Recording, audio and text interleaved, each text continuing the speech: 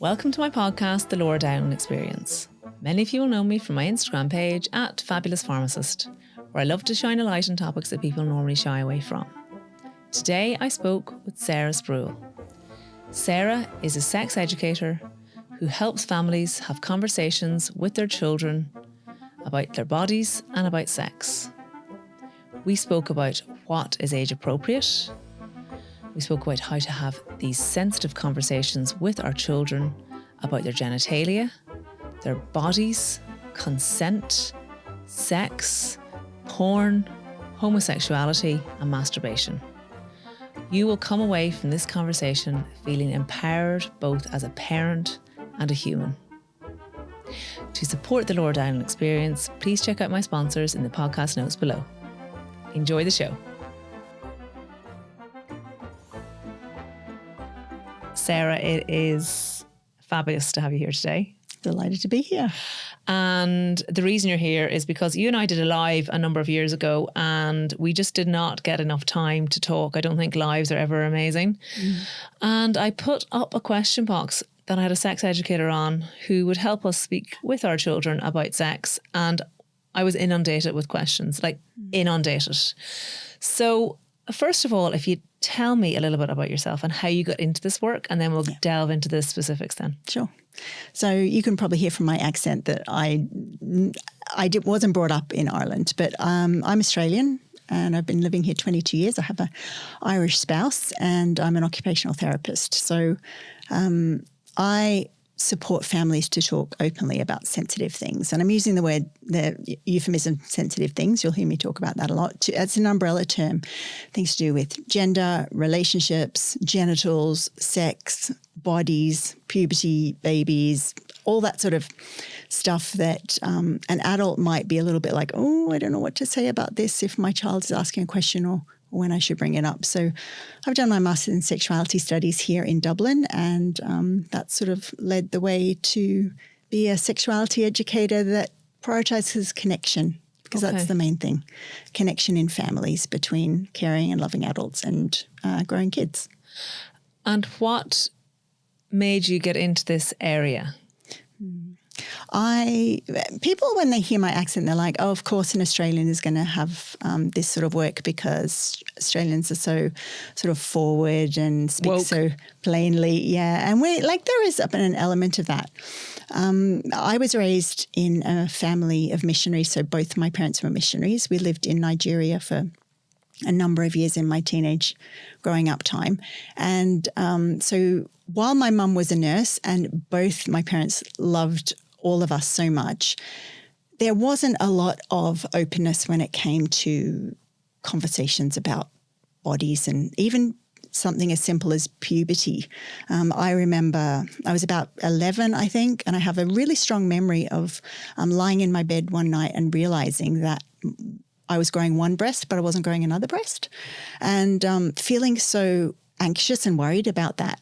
And just because of the nature of our family, I'm the eldest of four. It was really busy. I didn't feel able to go and ask an adult for help. And probably because we were a missionary family, I actually prayed to God and said, please, God, if you can allow me to grow two breasts roughly the same size, I promise I will always be good. And the jigs and the reels, I grew two breasts roughly the same size. And now I know that in puberty it can often sort of be a bit weird like that everything's looking lopsided. But when I think back to that time, I think mainly about the isolation that I felt and the inability I had to reach out for help. And when I have three kids now, they're all in their teens, but when my kids were small, I really wanted to give them something that was different to the upbringing that I had. And so this work was born where how do we talk about sensitive things in a way that builds connection and allows our children and young people to see that they can come to us and ask us, absolutely anything at all. Okay, so I think if we bring it back then to age appropriateness, because a lot of people wrote in and said, everyone talks about age appropriateness, but what does age appropriateness mean? What age? No one actually says the age. Yeah. So is there a script? Let's talk about age appropriate at the moment, because the first thing we need to think about is, if I did give you a script and said, okay, and I do have them. I have like age appropriate topics of conversation for children from 2 to 4, 5 to 8, 9 to 12 and up, right? And there are like 9 different topic categories. So in my work, I call them the pyramids of progress. So just off the top of my head, the ones I can remember are bodies, making you humans, sexuality and health, rights and responsibilities, and there are lots more. So yes, in a sense, there are age-appropriate guidelines. But what I learned really early on as I was doing this work is that I can give a caring adult a list of 12 things to talk about with a 5-year-old related to how babies are made, for example. But it actually isn't the thing that helps. And what I discovered was that if we can, first of all, go back and have a look at the messages that we were given as we were growing up to do with sexuality and bodies. And I called those messages the invisible influence of normal. So all of us, as we were growing up, would have had a certain type of conversation or a certain level of openness in our family of origin. For me, yes, I had some knowledge about things, but the openness and the sense that I could ask my parents anything wasn't there, right? And so for me, that impacted how I could speak about sensitive topics as I was growing up, even into my 20s. And so each you and each person that is listening to this will have an invisible influence of normal. Now, the way I sort of illustrate the invisible influence of normal is to say, okay, so I grew up in Australia. And the really important thing to do when you live in Australia, if you're raising children, is to make sure they understand about snakes. And that when you're walking down even the footpath, if you live in a city or a park or whatever, that you check for snakes. And so Australian parents will say, you know, watch for snakes, make sure you make lots of noise, you know, and snakes are more afraid of you than we are of them, right? So when I came to Ireland and I did my first walk in the Dublin Mountains, I was looking for snakes that whole time. And it was probably an hour into the walk where I all of a sudden realized, hang on, why am I looking for snakes? I know there are no snakes in Ireland. But it was the influence, that invisible influence of normal, of what we think is normal. So the way that plays out in our families is that if we didn't have an adult read us a story, for example, that had penis and vulva in it, or talked about how babies are made, or discussed different gender identities, or helped us or modeled to us really clearly that these conversations, we have them openly, adults talk about them, you're allowed to ask questions. In fact, adults even start conversations. Then our invisible influence of normal will be silence. And so the first part of this process of being open and building connection with children is to notice that, our invisible influence of normal, and then replace it with the reality of sexuality and bodies and what the actual reality about it is. Because sex is not just dangerous, only dangerous. And talking about conversations to do with how babies are made or pleasure does not mean that young people are going to explore earlier than if they had no information. And sexuality is not a dirty thing, right? But we will have all have these little messages that have come into our head, and not on purpose to do with our family, but also to do with the culture and the way media talk about these things. So once we realize that, and we can accept that sexuality is a neutral part of being life, that diversity is part of being human, that a sexual self doesn't mean we are having sex. So that's important for any adult out there who feels worried about talking to children about sex because they're sort of like, oh, this is somehow sexualizing. And also worrying about their innocence. Oh, Yeah. they're only innocent for so long and I'm taking their innocence away by telling them about sex. I think that is a concern of parents. Yeah. And that comes from that invisible influence of normal that says sex is somehow bad or negative or things to do with sexuality are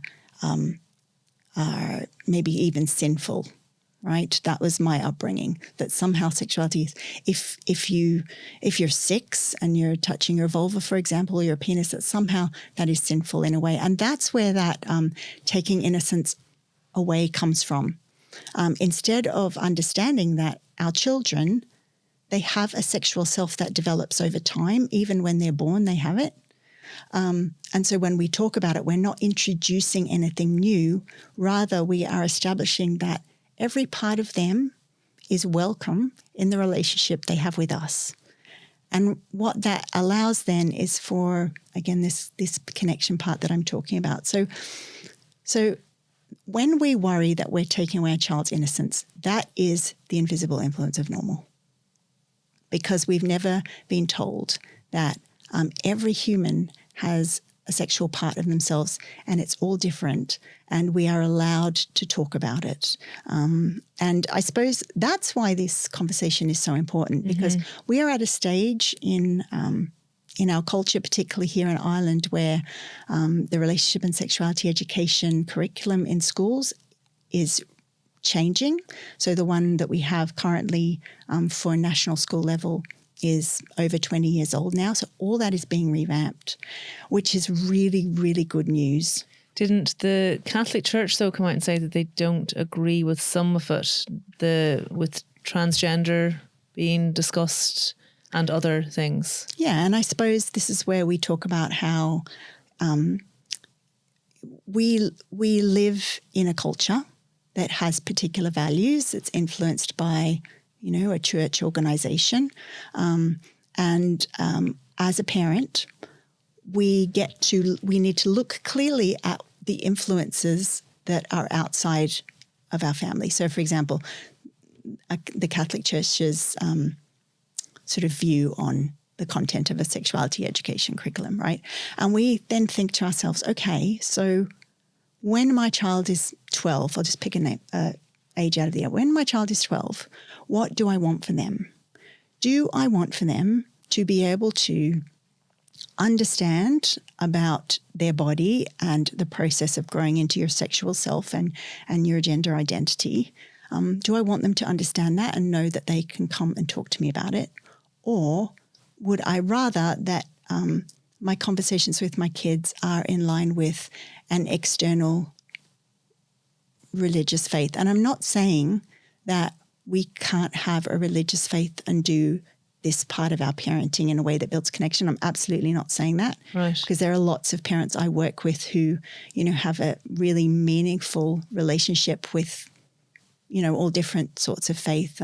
I work with people from the Middle East as well because it's really similar, that sort of sense of shame and fear.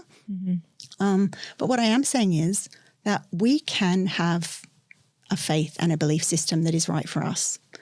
And that our role in our parenting is to give a young person space to grow into who they are, right? And that involves decisions about following a spiritual path, a religious path as well.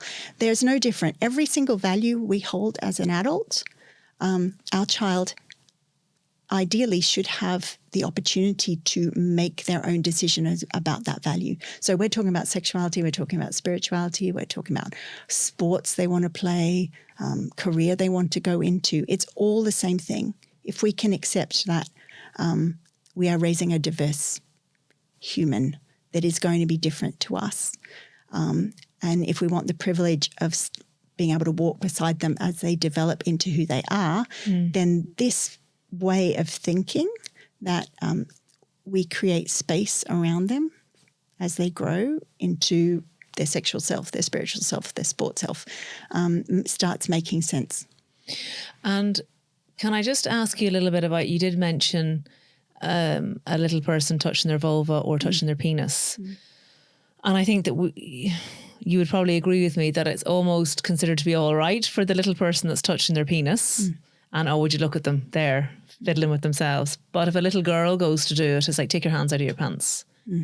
There's almost a shame. And that goes back to the shame of, girls in general and vulvas and vaginas and not talking about it. So I think that therein it is important to have these conversations with both little girls and little boys about their genitalia from a very young age, because we use the term masturbation, okay? But when a little child is doing it, it's like a self-soothing. It's like, it feels good. And of course it feels good. We all know it feels good. So telling them to stop is probably putting a sense of shame on it as well, isn't it? So what do parents do? We got one question in, their child is, humping the pillow or whatever, or the cushion downstairs when they're watching television. It's not a sexual thing that the child is doing, I presume. It's just a self-soothing, like sucking a thumb. Yeah. So what should we be telling our children? Yeah. So when our kids are younger, so you've said 4 years old there, one of the jobs we have as adults is to help give them the skills to be out in the world and keep themselves safe, but also act in a way that looks after sort of other people in our culture. So here's a really basic example, table manners. When we're raising kids, at some point, first of all, they're smearing their food all over their face and throwing it on the floor. But slowly, over time, we introduce, like, this is a spoon, this is a fork, this is how you do it. When we're at the table, we don't throw cups of water around. We don't stand on our chair and, like, do a dance, whatever. These are the behaviours that work to look after everyone when we're eating food. Right? So, and that's part of parenting, and that's what we do, and we do it over time, and we repeat and we repeat and we repeat and we repeat, and we model, right? So in the same way, we can take that parenting skill that most of us already have and apply it to this same situation. So first of all, we're accepting that our small little 4-year-old, yes, that's absolutely right. They are seeking some sort of sensation. Oftentimes it's sort of a way to soothe their body or calm down. A lot of kids will do it in bed at night, which for many adults won't be a problem because it's sort of seen as the private space. But when they're coming home from a day at childcare, for example, soothing in that way makes sense because maybe they've been overstimulated or maybe there's been a lot of noise in the childcare facility, so they're finally home, and that is a way to regulate their nervous system. And if we understand that that's more of what it's about, maybe it allows us to speak more gently and with less fear around it. So we could, if my 4-year-old is humping the cushion on the floor in front of Peppa Pig or whatever, I can go over and say, I can see that you are making your body feel nice. You could say it like that. Yeah. And it's good that you're looking after yourself. When I'll take care of you, sort of thing. And when they're finished, then it can say, as kids get older, they learn that when we rub our genitals, it's better to do it in a place where other people aren't. So you're not in that moment when they're seeking the sensation, expecting them to sort of shift out of it. You're acknowledging that what they're doing is caring for themselves in the best way they know how. You can support them in that moment. And then when that's done, you can say, when you get older, I'll help you learn where you can do that in the house that's better. So what age should they be sent up to their room then? Well, a 4-year-old can see. This is the thing, and because people are caught on age. Yeah, I'll tell you a story. So, in my private consultations, parents will come for almost this a lot of times for this particular thing, and do they? As in, there's an issue with it, or they don't know how to deal with it. They don't know how to deal with it. Okay. And I suppose the other thing to say is it's really good that people have asked this question because oftentimes we can just expect ourselves to be able to just solve things in parenting, like, oh, it's pretty obvious the cushion needs to be moved into the bedroom. But a parent who wants to build connection, they're going to be thinking about, well, what is underneath this? Why is my child doing this? So in this consultation, we were looking at, okay, so when does this happen? It happens when the child comes out from childcare. Oh, when else does it happen? When we're about to leave the house in the morning. When else does it happen? When the child is given food that is a different texture, right? So all of a sudden we're starting to look in a broader way and notice, oh, there's actually a pattern to this. And so when there is a pattern, then we have the ability to support our child through their pattern. So, for example, the family that we were talking to, I was saying, okay, so if this is happening when you leave the house, what can you do to help your child feel better about leaving the house? So one thing we did was half an hour before they had to leave, say to the child, we're going to leave the house soon. What would you like to do before we leave? Or, what special toy do you need? Or what clothes do we have to put on before we leave the house? So instead of giving them something massive that they have to cope with, that's quite detailed, like leaving the house in shoes and socks, spreading it out over a period of time. And what we noticed as we worked together on this was that the more time that child had, the less they had to self-soothe, because there was less being asked of them. So it's almost like anxiety regulation then, is it? In some ways, for some kids. See, all kids are different, and there'll be some children that don't do this at all, and there'll be others that will. And will some just do it because they like the feeling? It's nothing to do with, self-soothing or a situation where that's been asked too much of them. And in fact, this is part of our developmental process as our kids are growing up, that one of their jobs is to notice the things about their body that they like and that they don't like. Even food, like what taste do we like, what taste do we not like? Do I like to jump on the trampoline, or do I prefer to run through the grass, And so genital touching is one of the ways that they learn about their body and how different parts of their body feel good. And I think, sometimes it's clear when a child is doing it just because it feels good, and when they're doing it because a lot are being asked of them in that moment. And it really doesn't matter about the why. The takeaway message is what they're doing is okay.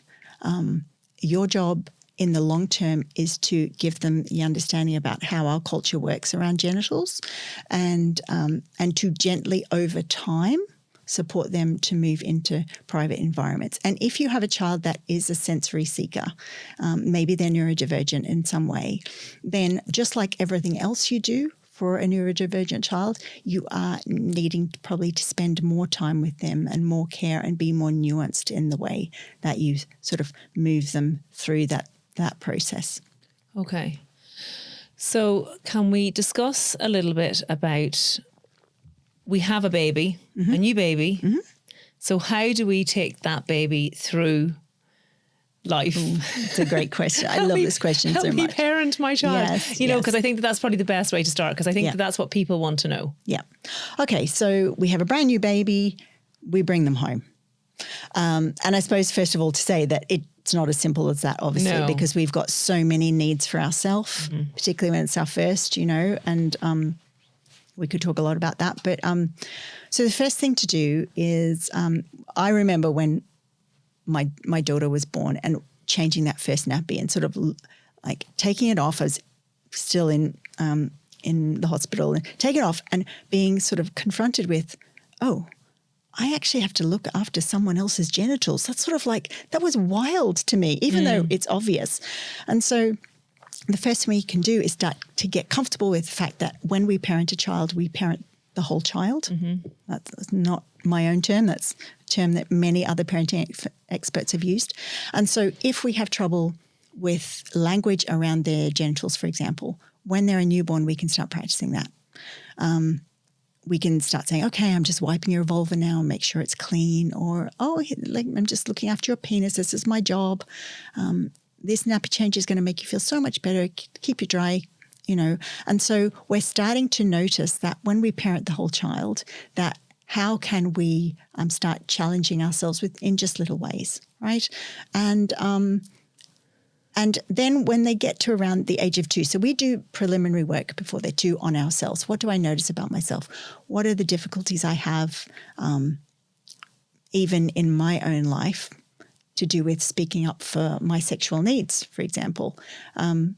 When we have a newborn, that's going to be a major thing, isn't it? Particularly if we've had a vaginal delivery, you might start noticing, oh, actually, I have trouble speaking up for myself if I'm sharing my body with another person. And so just noticing those things. By sharing your body with another person, you mean having sex of some kind or showing love of some kind? You're smiling at me because I know you're using the word sharing your body and it isn't just sex, but I think you need to explain what you mean by that. I do. And I love that you're asking the question. So I use sharing your body with someone else because oftentimes it's easier for an adult to say it to a child, right? So let's say we're still talking about under 4. Let's say your child has never asked about how babies are made, for example, and you would definitely have the sperm and egg conversation with kids from 4. You could definitely do that. And if you have a child whose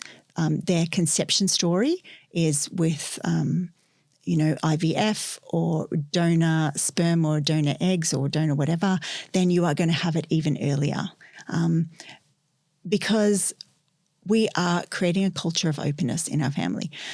But getting back to the sharing your body, part of the reason I use that language is because, again, we never know how our young person is going to grow up, right? And so if we have a conversation in our family that is related to sex, which is only penis in vagina sex, then we are sort of shutting down the possibility of talking about other ways that we share our body with other people, right? So if a child asks us what is sex, and definitely, and I'm splattering in these age appropriate recommendations. By the age of 6, a child is well able to understand that sperms and eggs can come together through the act of intercourse.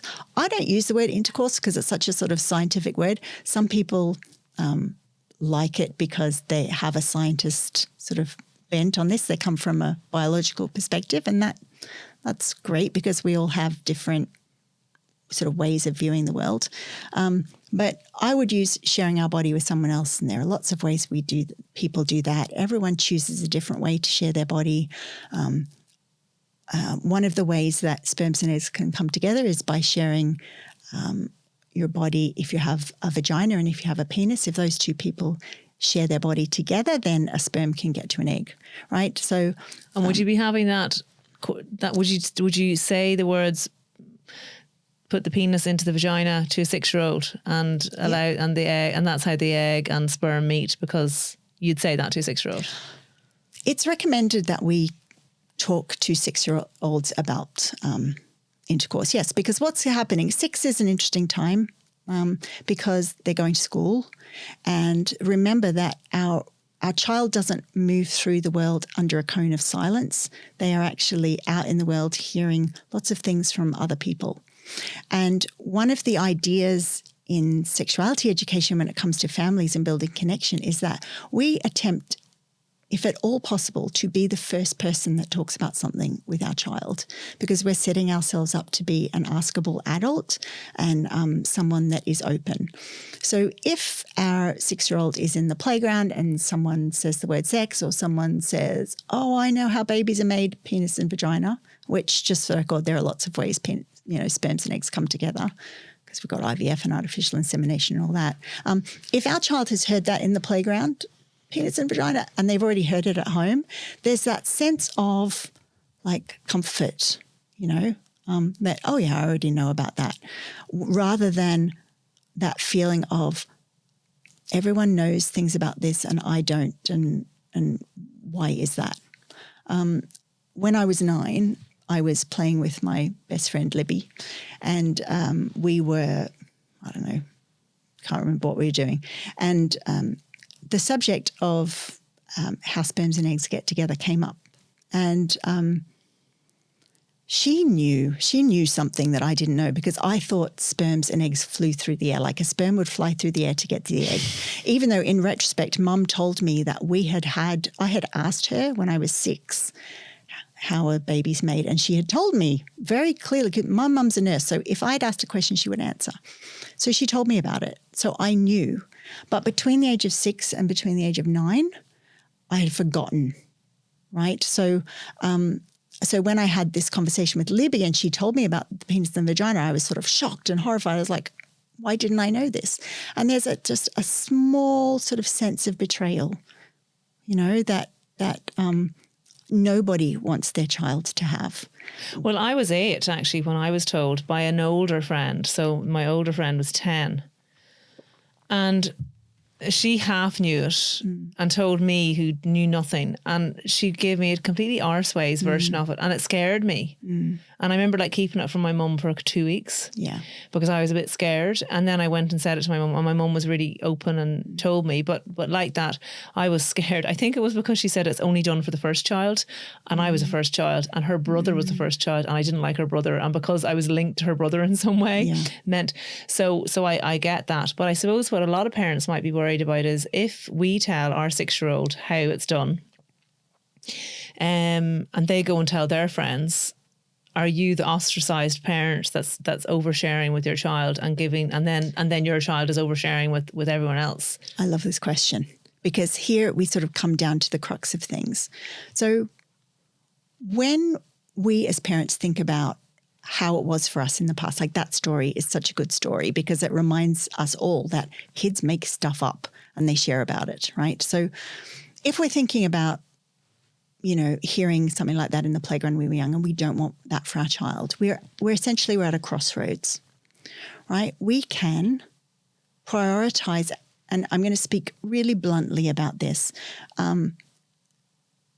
We can prioritize our own comfort, which means that we think about how other parents are going to react to our conversations with our kids, and how that's going to be for us and how it's going to be for our children. And we think about probably the conflict and maybe the arguments or the frustration or the lack of play dates, because our kids know everything. And the reason why I can recite all those. I'm going to think, did that happen to you? Yeah, it happened. Yeah. Of course it happened to me. So the story goes that I think one of my kids was 10 and we were walking home from school with their friend. And we live in quite a gritty part of Dublin where there isn't many street sweepers, and there is obviously, in retrospect now, a lot of people who use condoms, thankfully, because there was a used condom on the footpath this particular day when we were walking home from school.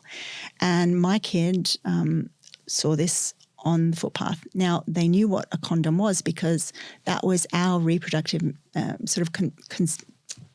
what's that word again for stopping having babies? I've just contraception. Thank you. My menopausal brain just went blah.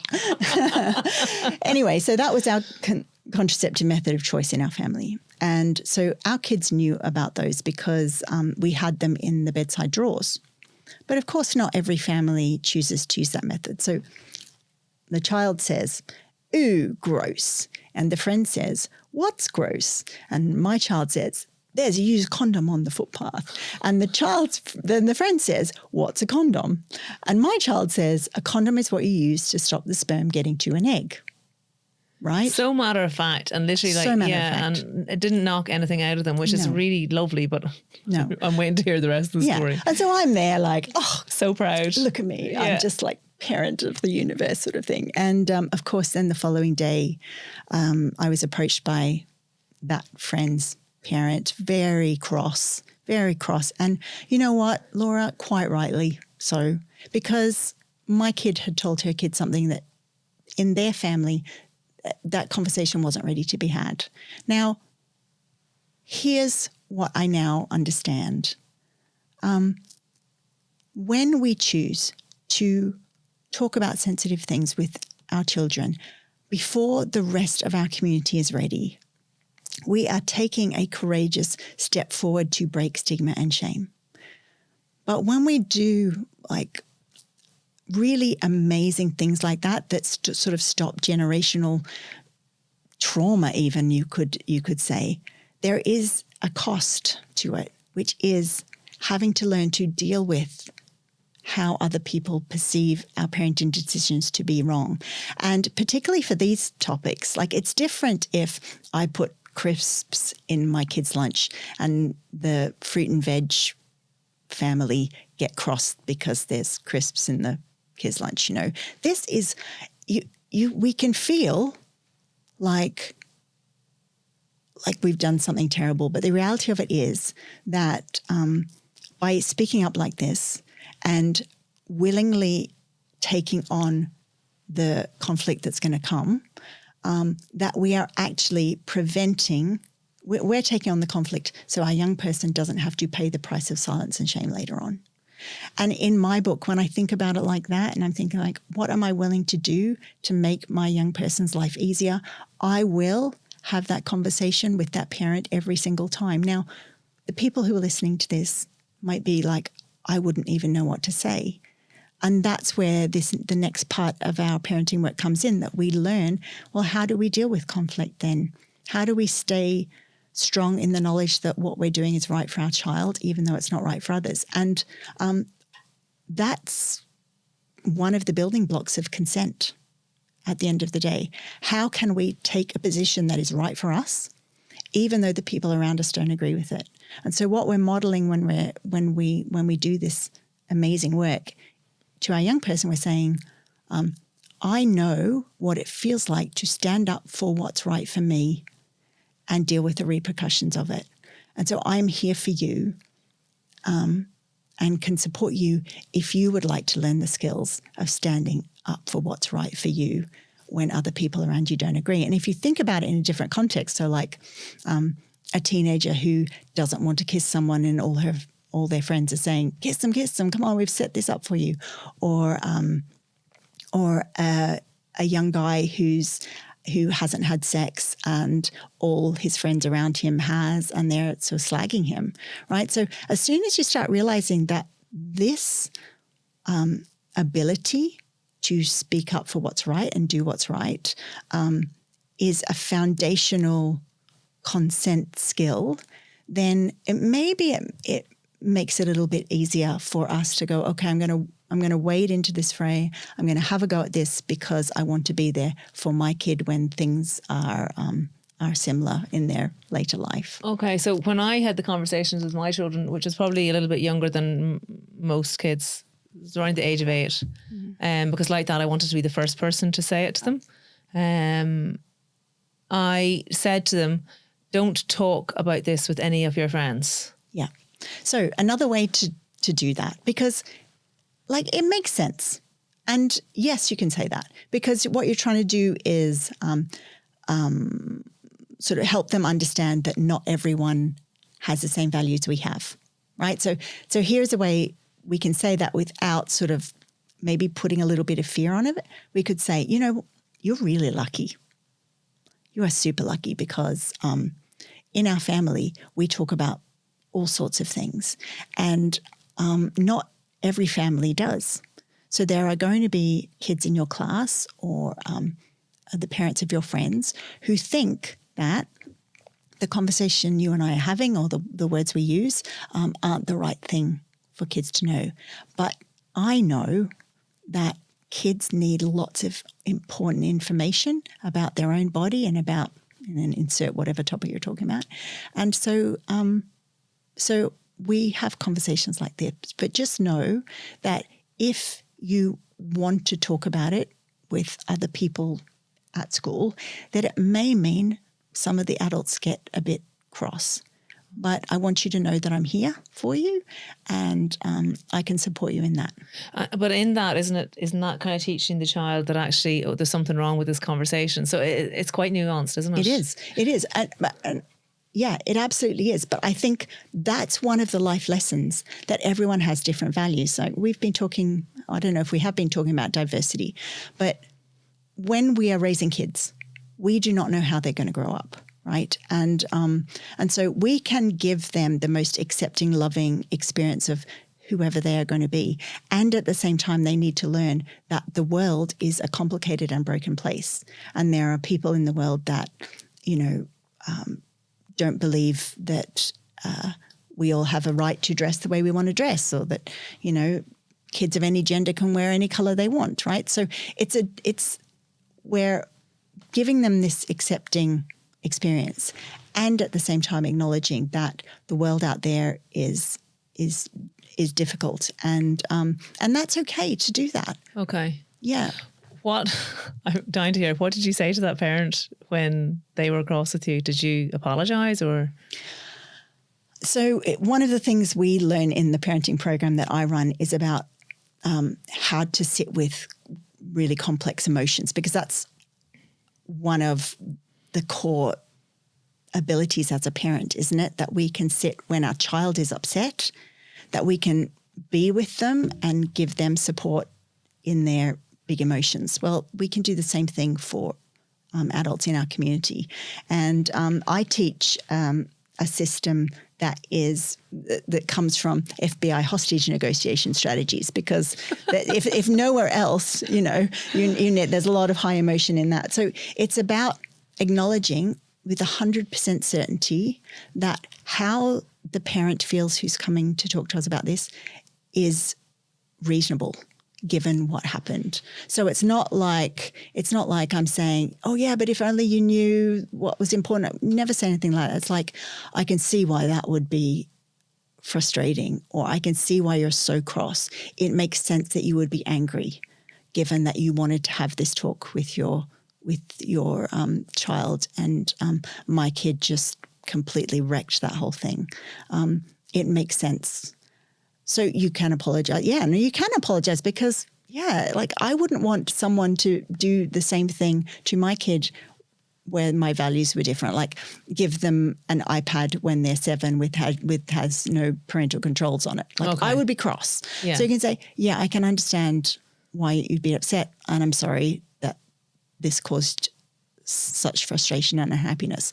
And I guess the thing is that the end of this story, I didn't actually tell the end of this story, because 2 years later, that same parent rang me up and said, look, my younger kid, I've realized that I should have been talking sooner, and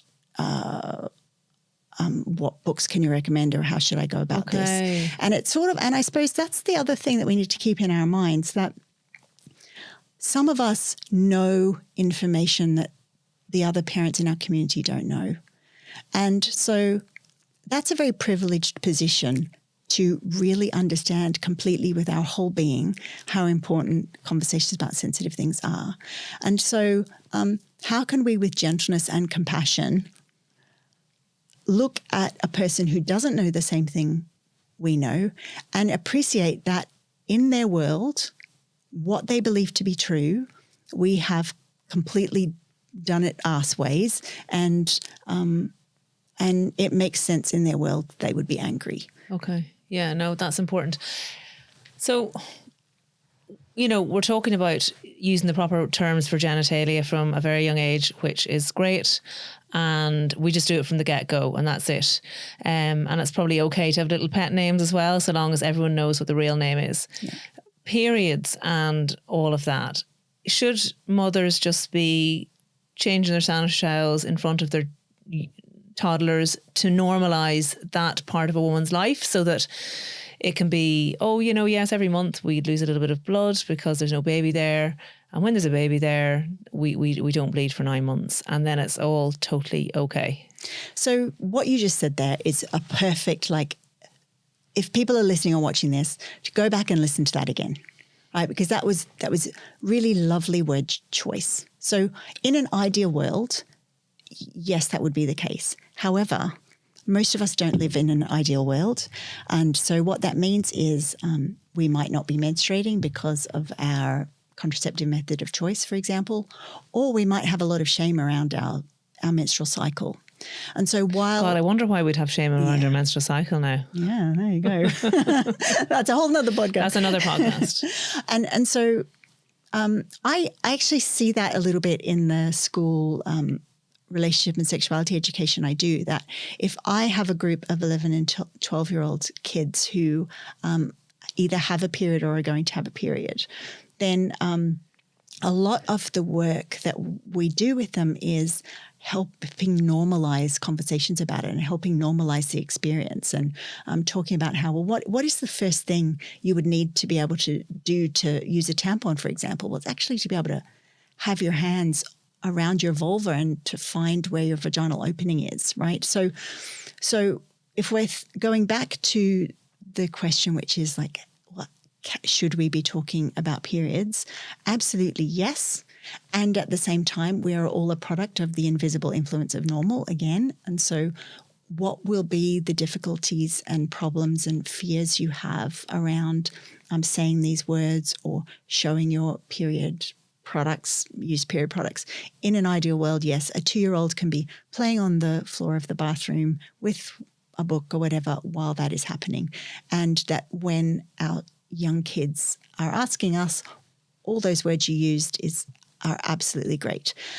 On the understanding that if this isn't possible for some of the people listening to this, that it's not your fault, and that it can take a process of time to get used to being able to speak openly about periods. And one of the ways to do that is, following Instagram profiles like yourself or myself, where we are constantly modeling what it looks like to speak openly and without shame. And there's something magical that happens for a person's body if they have that body reaction of fear and worry and sort of embarrassment, that the longer you can sit with someone else who doesn't have it, or the longer you can listen to them talk about it, our bodies, our nervous system can start getting those signals of safety that actually this topic is okay.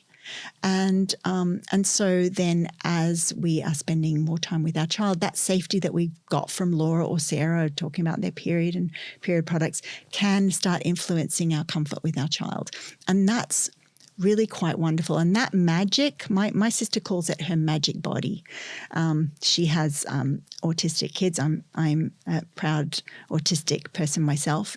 And that we all have the capacity to bring our calm, our gentleness, our ease to someone else who is having big reactions to whatever is going on around them, right? So in that picture you painted there of a mum sitting on the toilet doing her tampon and a 3-year-old walking in, the magic comes from her realizing that this is not the way I want to be with my child, and going off and seeking support of models of people who speak more openly, and allowing that gentleness, right, to be really gentle with ourselves and go, this is not my fault. I'm not a bad parent for being this way. I like the fact that you said that it's not their fault, because it's, and that what you call it, the invisible influence of normal. That we don't realize that we all have in some shape or form. Yeah, and it's important. It's really important, Laura, because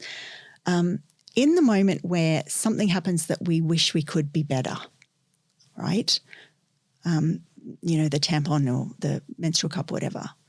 There is an opportunity to either be gentle with that part of ourselves who doesn't know another way to do it, so that we have sort of capacity just to seek help. Whereas when we can't talk about a bloody tampon, we then say to ourselves in our mind, I should be better at that. I just other parents can do this better. Oh, if only I'd. And there's a harshness. Our journey to finding a different way to do it has to go through the harshness, right? So it makes it more difficult for us. Whereas if the first step can be, how gentle and compassionate can I be with myself when a conversation hasn't worked out, or a child had asked a question we don't know the answer, or we buy a book from our local independent bookseller and it's about puberty and periods, and it comes into the house and we're too embarrassed to put it on the bookshelf. Like, how can we be gentle with all those parts, and then reach out for help, like everyone has done there when they've been asking the questions for this podcast today. I'd like to talk to you about porn because porn is very accessible for our children now. So, when I was growing up, it wasn't. It was the top shelf magazine. Yeah. There may have been one friend that may have had some dodgy, VCR or video or something like that. But apart from that, children can just access it. And I think that no matter what kind of parental controls we put on our children's phones, there's always going to be someone that they're in contact with that has access to it, probably at a younger age than we would ever care to imagine. So how do we begin the conversation of this is porn? It's not necessarily the way, people in loving relationships have sex or share their bodies. Yeah. So that our children, especially our boys, and I come back to the boys because I think it's because I have boys, but I think that because porn in a lot of ways can be so aggressive and so violent that boys may think that that's actually the way that it should be done, that really concerns me, and it concerns a lot of parents. So when we're thinking about all the possible conversations to have about sensitive things, the conversation about porn is one of it sits on the foundation of lots of other conversations that we could be having. So, for example, I've been talking about how we use accurate names for body parts. We can be talking about bodily autonomy from a really young age, from sort of 2 up to 4. We can be talking about how we talk about things in our family, and every conversation we've had when our child is young creates a more of an ease for the porn conversation. So usually around the time our child is maybe 7 or 8 would be a good time. And I know probably everyone will freak out about how young that is. But if we go back again to we want to have a conversation before something happens, then 7 and 8 is a good time. So you could say something like this. You're getting older now, and it's important that you know about the fact that there are things that you can see online that are not very useful to us, right? And our kid will be like, oh, what do you mean by that? And I said, well, things like, sometimes you could see naked people online. And like, what? Yeah, they'll go, really? I'll go, yeah, that's weird, right? Knowing that, well, there's a lot. Yeah. But we're trying to keep it light. And we can say things like, the reason why it's important that you know that there are naked people online is because sometimes kids can come across videos like that or photos like that. And it can be confusing or a little bit weird. It can make you feel feelings because, we'll face it, some kids, they're interested because, maybe they've never had conversations about naked bodies. Maybe they don't have any books in their house about naked bodies, right? So we're saying it can be scary, it can be weird, or it can be interesting. But the thing is,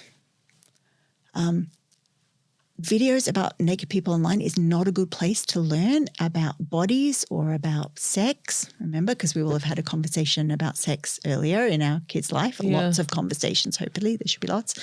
And so if you see something like that, that's a really good question to come and ask me about. You just close over the iPad or close over the phone, or if it's at school, just turn away or whatever it is and then come and talk to me about it. Because in our family, we talk about all sorts of things, and this is a great place to get help. How likely are they actually to do that?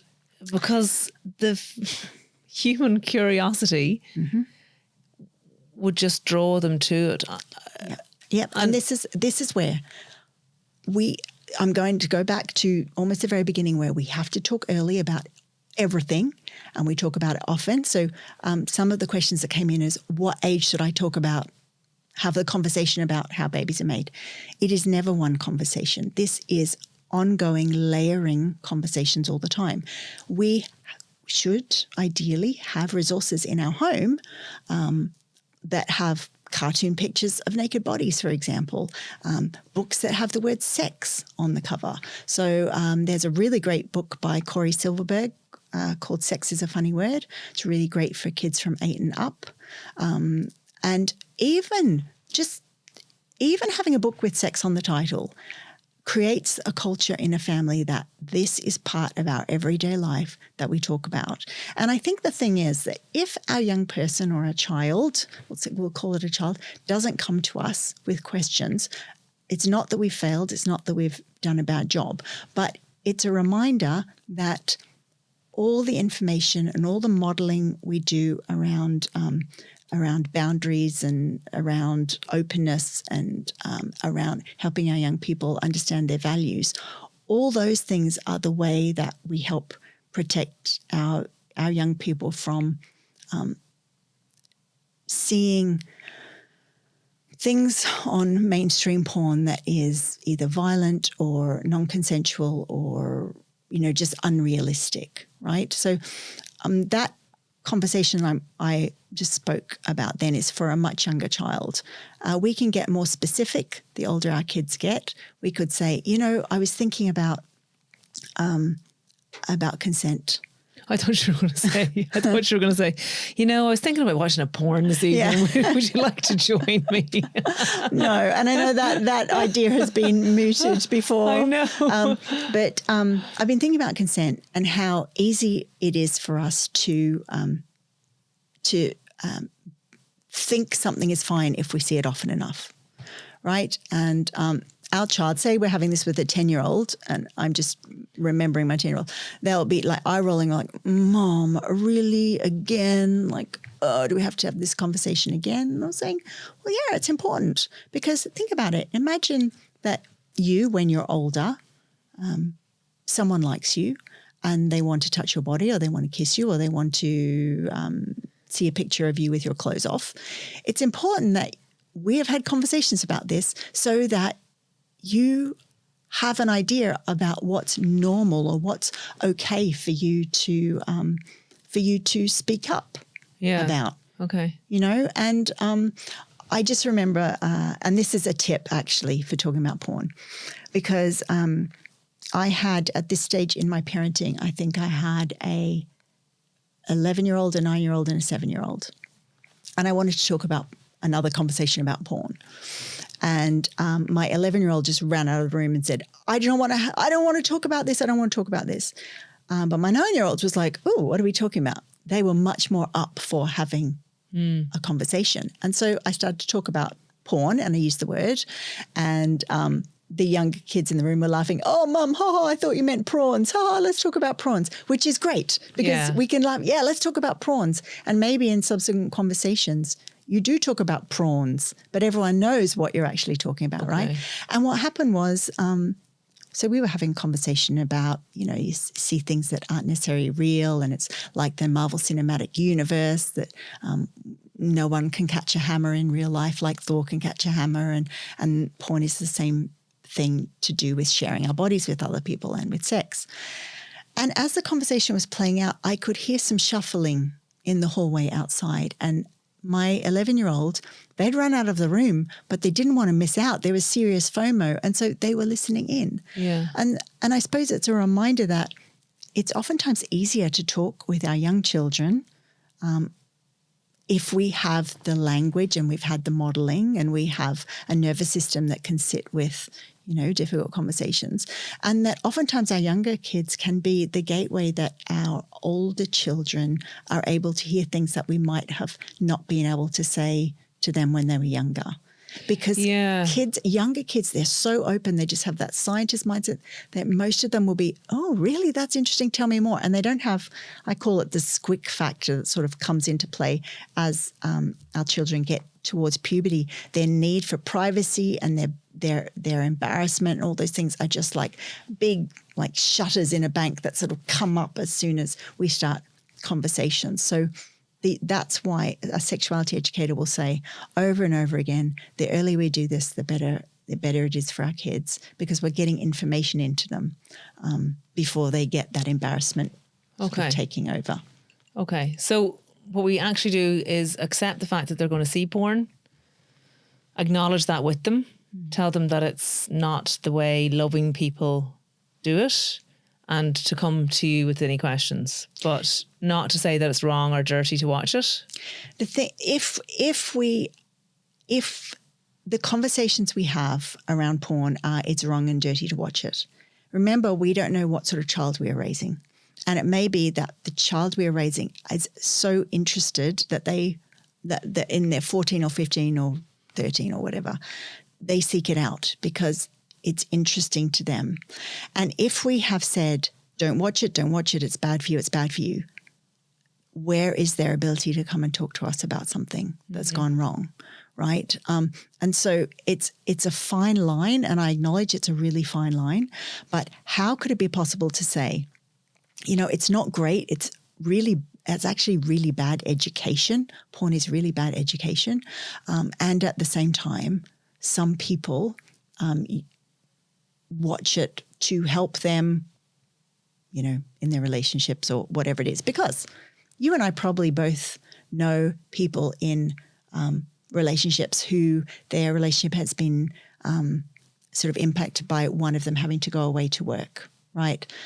Certainly, 10 years ago, a lot of couples were having to not live together because someone was going to Dubai to earn money while the economy crashed and all that sort of thing. And porn has this really interesting place or role to play in managing to keep together really loving relationships.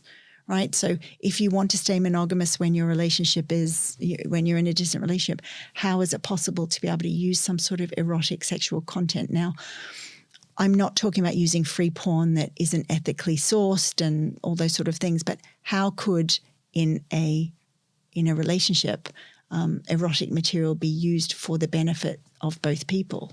And I suppose this is where the conversation about porn gets quite nuanced, and we're moving away from the conversations we have with children. But what I'm trying to signpost is that if we are completely negative about porn, and I'm not saying we're positive about it, but if we're completely negative about it and we tell our children that it's bad and it's wrong and it's dangerous without acknowledging that for some people porn is useful for adults, and we'd say adults, then we're left with our young person going out into the world who may or may not use porn. And not only are they using it, but then they've got our voice in their head, their own invisible influence of normal, that porn is dirty and bad and wrong. And so they are exploring their erotic self with a shaming negative voice in their head. And it's a very complicated thing. So how could it be instead that we're more sort of balanced in our conversation? It's definitely not for kids, but when people get older, sometimes they are interested in looking at things that make their body feel excited. And that's, I think, a very fine line. And I think most of the people that are listening to this are not going to have the capacity to have that conversation purely because it's a conversation that lays on all the other work we do in terms of how we feel about our own sexual self. It's not a conversation that you launch into if you haven't had all the other conversations either. No. And as you say, it's little small talks all the time at the kitchen table, while you're cooking, in the bathroom, driving to school, having a joke and a laugh about it too is really important. Yeah. I want to make sure that I don't forget to talk to you about consent and about homosexual and other sexual relationships too, and how we talk about those things with our children. So which would you like to discuss first? Let's do consent first, because it's a building block of everything. Yes. It's another one of those building blocks. Yes. And I suppose consent comes in many different forms. And actually someone did write in to say, how do I talk to my children about when they're playing with each other and they're having great crack, touching each other's genitals? When do I say that's wrong? So I think that's where the consent conversation might start, as well as, just even asking someone, can I sit down beside you? So. Okay. So I love that question about the play date, because it's a reminder that consent comes up, or conversation about consent comes up in everyday family life. So in the same way, when we're walking along the footpath to go to a shop or whatever. We might talk about road safety with our child. We can be talking about consent when our kids are on play dates, even before, let's just say even before we get into genital touching. So I remember having a play date in our family, and there was one of the kids was trying to make the other kid play a game. Like, come on, we'll play it. It's going to be great. It's going to be great. And there is an opportunity for consent. So I'm in the kitchen, I yell out, remember, everyone gets to choose what they do with their own body, like that. Yeah. Right? And that's purely just about, like, are we going to play hopscotch or jump on the trampoline? So when it comes to genital touching it in play dates, we should never get to that point. It should never get to that point. Just like, I think this was amongst siblings, but certainly if we let's talk play dates too. But siblings, they're that bit closer again. Absolutely. Okay, well, let's start with siblings and we'll get on to play dates because it's probably more common. If your kids are bathing together and, it's interesting. Let's just call it spade a spade. Penises are pretty interesting, particularly when they're in the bath and they're floating around in water, right? It's super interesting, and particularly when you're a small kid. So one of our jobs as parents is to teach our children that everyone's genitals are their own and we don't touch them, even if we're a brother or a sister, right? So you can be in the bath and say your 2-year-old is in the bath and your 4-year-old is there and says, oh, look at a little penis, and goes to touch the little penis. You can say, or you can even put out your hand and say, you know what? Let's say the 2-year-old's name is Rob. Rob's only 2 and his body is for him. And so my job is to make sure that nobody else touches his penis. No shame, no nothing. We're taking on the responsibility of us that this is an adult's job. You didn't know that. It's okay. I'm just here to tell you. And the 4-year-old made something like, oh, but it's so interesting. It's so interesting. And so, yeah, it is very interesting. And, after bath, we could go and read a book about penises, for example, because we should all have books where there are pictures of penises and vulvas and all the things. Real penises and vulvas, not even cartoons. Cartoon. Well, artists, not really real penises. There will be probably, if you live in a house of adults, there will be real penises around, right? Okay. And I do remember that there was a question about nakedness, but penises, vulvas, whatever we have are part of everyday life. And you might have a book like Your Whole Body by Lizzie Charbonneau, I think her name is, which is a book for kids from 2 years old, and it's head, shoulders, knees and toes, penises and vulvas. So it's like we're going through the whole thing and we're not missing out any body parts, right? So that's why all this works together. If you're having this conversation in a bath and your kid is interested in genitals, then you are going to make sure that there's lots of resources around the place, okay? So, and if your child they're not easily directed or they won't stop, then you have to make some parented decisions like, well, maybe they don't bathe together. And you don't shame them. You just notice in your head that, I think maybe for a little while we might do separate bath times. And if your child asks, you can say, we're doing separate bath times because everyone in our house is still learning that penises and vulvas are just for the person whose body they are on. Okay. Right? And as opposed to fingers and toes. Because the way you can pull someone's toe or you can pull someone's finger, but you need to kind of explain to them that actually that's their private part, that's for themselves, yeah? That's exactly right. But we do this in all other areas of life as well. Like when we go to the cinema, we show our face and we show our hands, but we don't show our torso or our bare legs because we don't wear a swimming costume to the cinema, but we wear a swimming costume to the pool. In the same way, when we are eating McDonald's in the park, we use our hands to eat our food. But when Granny has invited us over for tea and cakes, we sit at her table and we try and use our fork, right? So what we're showing them is there are different rules for different parts of life. And that's exactly the same about bodies. This is no different to any other part of being human and learning how it works. Genitals are for the person whose body they're on and for any caring adults that need to help them. And but other parts of their body are available to look at and touch. I liked the way you explained that. it's very gentle. Yeah, it is. And it's a reminder, and I think we have to keep coming back to this.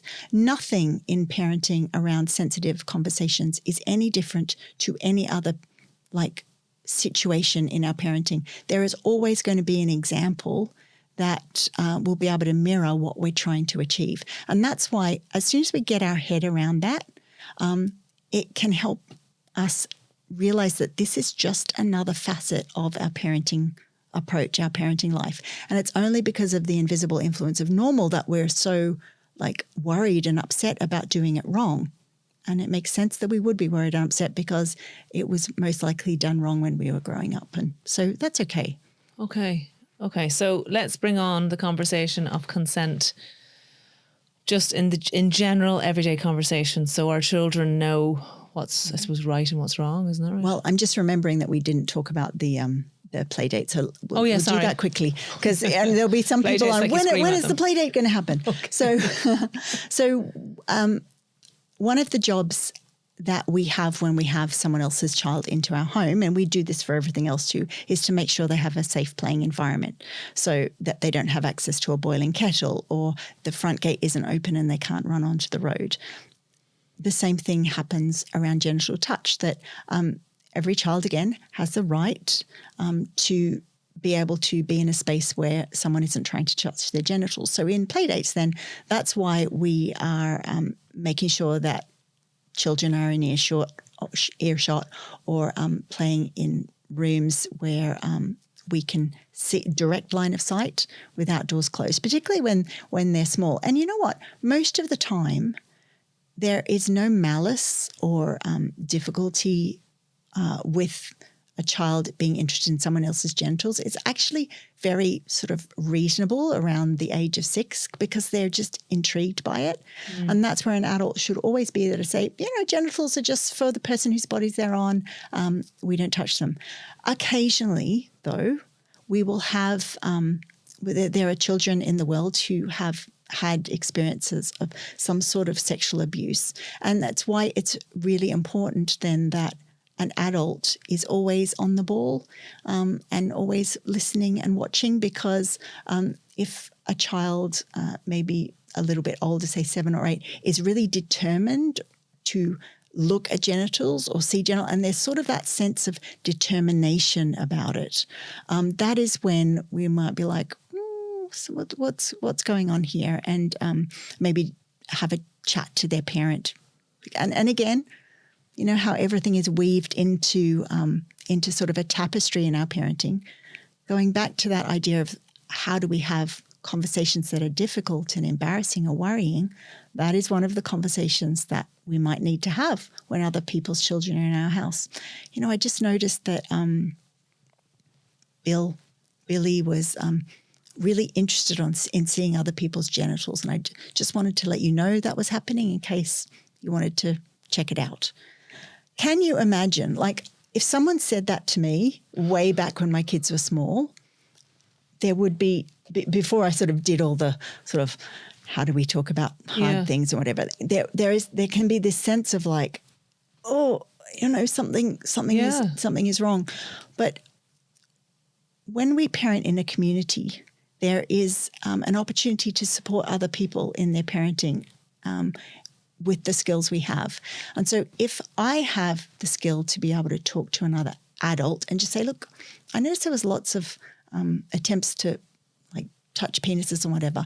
I just wanted to let you know in case you need to look, in case you need to have a chat to your kid. Yeah. That is a kind thing we are doing. It is a generous act. May not be received kindly though. No, it isn't. But keep in mind that we are the adult in this process. And so if a child has been quite very fixated on it, it's almost like we have a responsibility for all the children in our community to speak up about that. We don't leave these things to the children. We're adults, and it's hard. It's hard. Oftentimes the thing that can hold us back will be worried that the other adult is going to get angry or upset or feel judged. Yeah.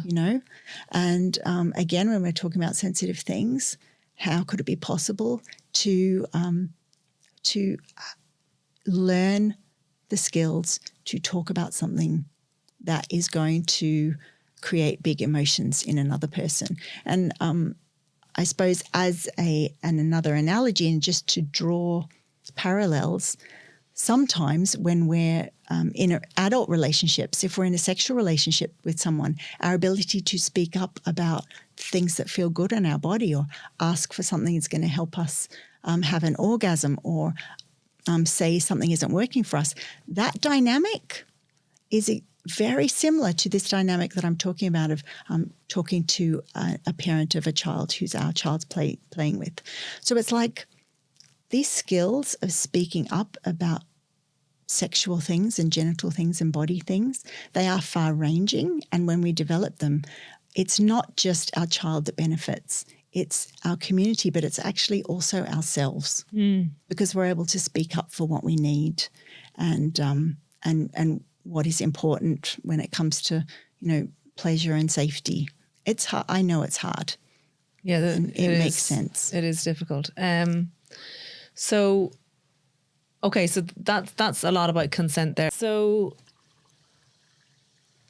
I would have spoken about, it's, you always make sure that whoever you're with is happy and is enjoying themselves, and you ask. But really, when it boils down to it, and teenagers are getting hot and heavy, do they ask each other, is it okay if I do this? Is that natural? So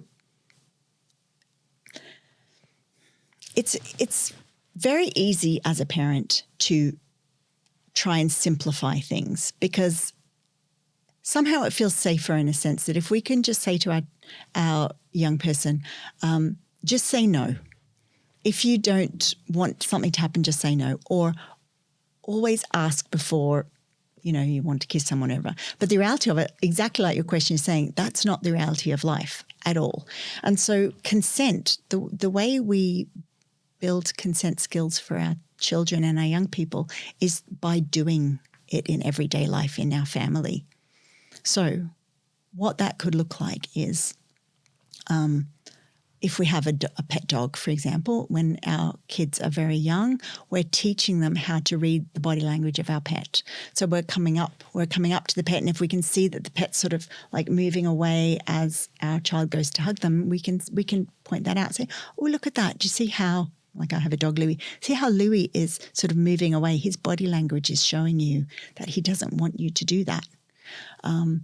So you can use pets to get this idea across that consent is a very nuanced thing. And we're constantly creating a dialogue or a description of what we're seeing to help our children learn about those nuances. But in the same way, we are giving them experiences of consent in our home. So here's an example.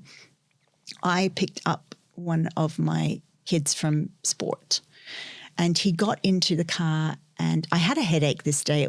I'd had a busy day and I had a headache, and he got into the car and he turned the radio on, which normally would have been fine. But in this moment, it wasn't fine because my head was sore. And so I said to him, I need a quiet car to go home because I have a headache. So this is the beginning of mirroring a consent conversation. He says, but I want to listen to the radio. And I say again, the radio is really fun to listen to and music can be great. And today I can't because I have a headache. Now, that conversation there, if someone was looking at them, might go, oh, your kid didn't listen to what your needs were. What I'm saying is our kids need practice, constant practice, to be able to hear someone's needs, listen to what they want, and accept those needs are valid, right? So I don't get upset when my children say to me, oh, no, you don't need to do that, Mum, because we can do something else. It's a perfect opportunity to practice the nuance of what you're describing there. Like we're saying, like people don't always listen to the things we're saying we need, or don't always read our body language, or there can be situations where we feel like there's so much peer pressure that we do something even though it doesn't feel good to us in the moment, right? So we're talking about really difficult things for a parent to think about now, that their children are walking her from secondary school and doing things that they don't really want to do. But all those dynamics show themselves in family interactions. And so if we can notice them and point them out as our young person goes along, then it becomes more front and center in their mind, and they have a more nuanced skill set when it comes to their first disco, for example, and wanting to maybe like touch the body of the person that they're dancing with. So I'd like to talk about boys, and it's not from a selfish point of view because I have boys myself, but I do think it's interesting. While I'm very much pro-woman and the empowerment of women, and it's so very important that we do. And I'm not in any way saying that the empowerment of women emasculates men. But I did have a question from my 10-year-old a year or two ago, and he said to me, "Mummy, are all men pigs?" And it was like a punch in the stomach to me, because I absolutely love men. I have beautiful brothers, a lovely dad, a husband, and obviously my 3 children, as well as being surrounded by lovely boy friends my whole life, and boy companions, and just, you know, men in my life and bosses. And for him to say that at such a tender age made me think, what are we teaching our children about boys and girls? And while it's so very important that we bring girls along with us and they have equal rights and they are empowered, how can we, alongside that, have lovely conversations with boys about how important they are in the world too? Because we see the likes of Andrew Tate and how interesting he is for young boys because of his misogynistic views and, you know, let's take the world back, boys. So can we have a little bit of thought from you on that, maybe? Yeah. I think when we are, so I'm a feminist and I will use the word, right? So one of the complicated things in our family, though, if we're raising boys, is that feminist mums, or mums who are, or any parent really, who is focusing very much on empowering, you know, girls and kids of other genders that are feminine, is that oftentimes we can lose the nuance to give space to our boys who are unashamedly boys and like their sport and, you know, like feeling strong and like running fast and all that. And so how is it possible to give space to how they feel? So that question of are all men pigs is likely to come from,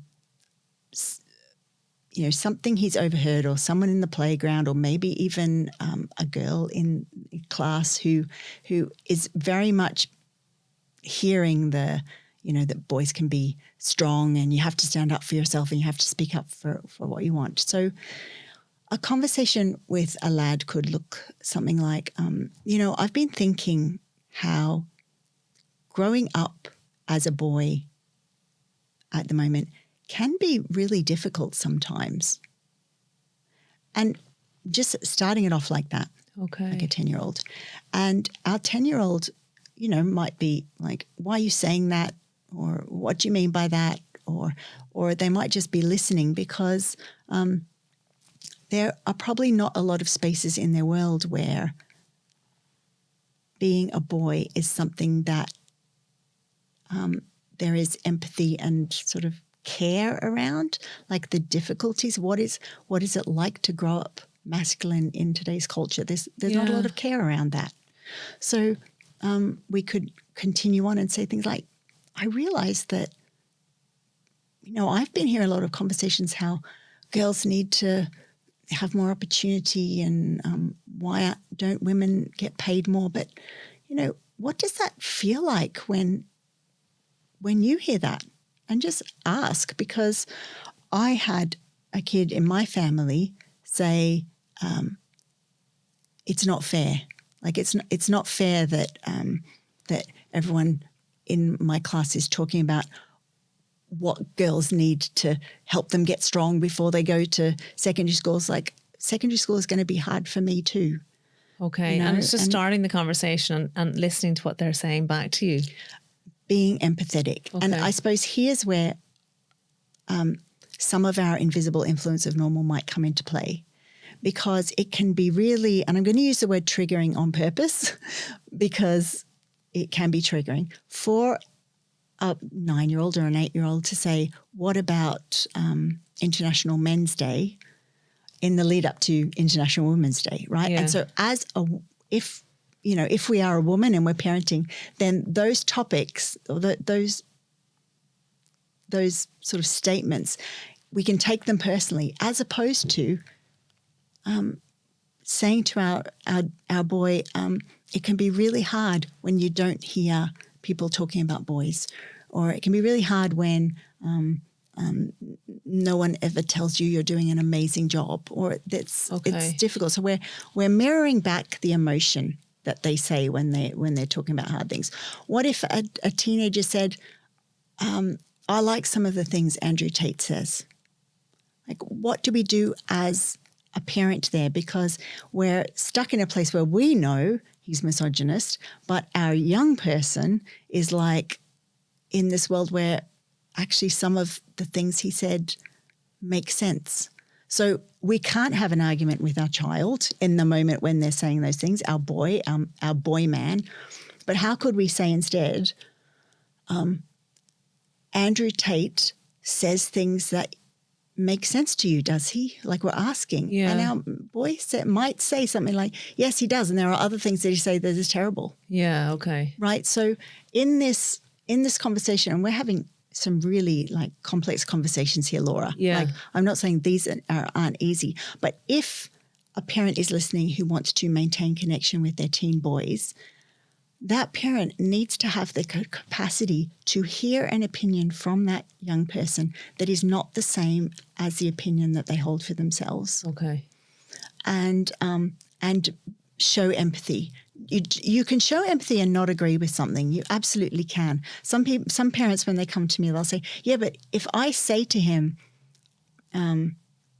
some of the things Andrew Tate is saying make sense to you, he might think I agree with Andrew Tate, when that's actually not what we're saying at all. We're trying to keep a channel of communication open so that our young person knows he can come and talk to us about absolutely anything. And that's the important bit, isn't it? And that, although I felt a punch in the stomach when my son said that to me, I was delighted that he did, rather than, and actually he said it to me when I was lying in bed with him and tucking him in. And I know that it wouldn't have happened unless I'd had that moment by myself with him. So I think it's important with all our children, and it's so hard in modern parenting, and even in the past parenting, because families were bigger, to have individual time with your child. Like, that's difficult, but it's very good, especially when there's always a quieter child in the house, isn't there? And they're the ones that keep things bottled up. And he'd actually been keeping that bottling up for quite some time, because he'd read a book, I think, and then also things had been said either outside of the home, certainly outside of the home. I'm just not sure where it came from. But yeah, it's good to have those conversations with children. I'd love to talk a little bit about homosexuality and our kids. Some people wrote in saying, my child thinks that they're gay, but they're 10. How can they think that they're gay at 10? Or how do I have a conversation about homosexuality? Some people said, my child asked me, how do gay people have sex? What's the answer? So I know this could go on forever, but can we give some kind of a thought to it? Yeah, absolutely. So when our child asks us that, first of all, to acknowledge that it's a vote of confidence that they would even ask, because you've obviously in some way shown, the person who's asked this question has shown that you are open to hearing questions about anything at all. So first of all, it's like a pat on the back. Oh, yay, my child asked me. The second thing is to say that one of the invisible influences of normal that we might not realize is happening is that a lot of the conversations that we might talk about in everyday life related to sex are very heteronormative. So that word means that we're assuming that most of the people that are talking about sex or that our children are going to be heterosexual, which means they're attracted to the opposite sex.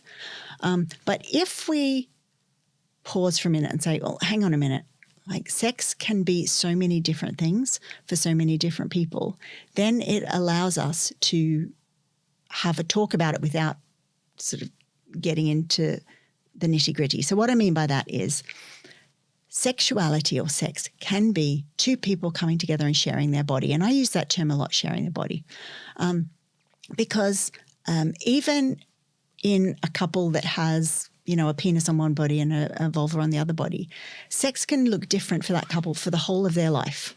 Like what sex will be like at 80 is going to be different to 30 and different to 50 and different postpartum and different during the menopause, right? So when our child asks us, well, how do two men have sex?